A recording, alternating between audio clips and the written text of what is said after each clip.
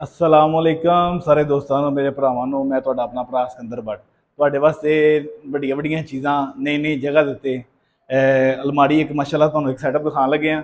ਅਸੀਂ ਲਗਾਇਆ ਗੁਜਰਾਤ ਦੇ ਨਾਲ ਪਿੰਡ ਸ਼ਾਦੀਵਾਲ ਦੇ ਵਿੱਚ ਸਾਡਾ ਮਾਸ਼ਾਅੱਲਾ ਦੂਸਰਾ ਆਰਡਰ ਹੈ, ਉੱਥੇ ਕੰਪਲੀਟ ਕੀਤਾ ਹੈ। ਤੇ ਸਪੇਨ ਤੋਂ ਭਾਈ ਨੇ ਆਰਡਰ ਦਿੱਤਾ ਸੀ, ਅਨਸਰ ਭਾਈ ਨੇ। ਠੀਕ ਹੈ, 1 ਮਹੀਨਾ ਪਹਿਲਾਂ ਇਹਨਾਂ ਬੁਕਿੰਗ ਕਰਵਾਈ ਸੀ ਤੇ ਹੁਣ ਮਾਸ਼ਾਅੱਲਾ ਸ਼ਾਦੀ ਸੀ ਇਹਨਾਂ ਦੇ ਘਰ ਦੇ ਵਿੱਚ ਤੇ ਬੜਾ ਸ਼ਾਰਟ ਟਾਈਮ ਸੀ। ਹੁਣ ਆ ਕੇ ਉਹਨਾਂ ਸਾਨੂੰ ਰਿੰਗ ਕੀਤੀ ਕਿ ਭਾਜੀ ਅਸੀਂ ਆ ਗਏ, ਸਾਡਾ ਆਰਡਰ ਰੈਡੀ ਕਰ ਦਿਓ। ਤੇ ਅਸੀਂ ਉਹਨਾਂ ਦਾ ਆਰਡਰ ਰੈਡੀ ਕੀਤਾ।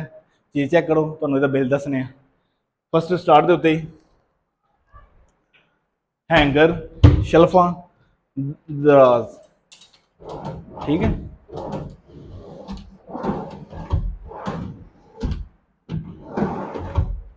चलो मैं उस तो बाद यह आ गया नाल शीशा साडा मिरर।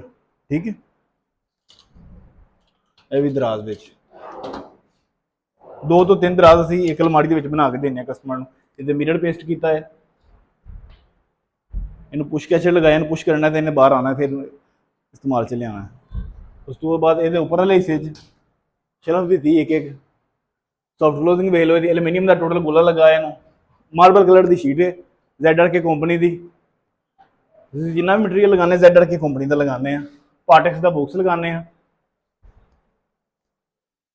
ये भी चीज़ चेक कर लो जनाब, हैंगर शल्फा उपर भी इस तरह ही।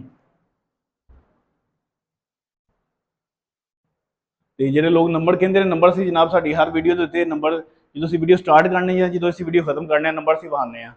ठीक है, इस अलमारी की मैश 10 फुट इस तरह है तो 10.5 फुट इसकी हाइट है। ये मैश 105 फुट मैश है। 1700 रुपये फुट के नाल इसका रेट है साडा। ठीक है, 1,78,000 रुपये की साड़ी अलमारी बनी है। 1,78,000 रुपये की 10 फुट बाई 10.5 फुट की। ठीक है, ये एक छोटी जी वाशरूम के भी एक अलमारी है, क्योंकि वाशरूम रूम के ही होंगे ने, वो सैटअप लगा है। हम ये इस तरह ही